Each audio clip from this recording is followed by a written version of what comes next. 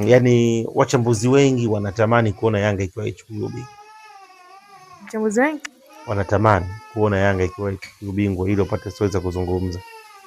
Na wanatamani kwa sababu kuna wengine ni kwa sababu walishazungumza mabaya mengi kuhusu Yanga lakini wakashindwa kuapprove hasa katika ubora walionao.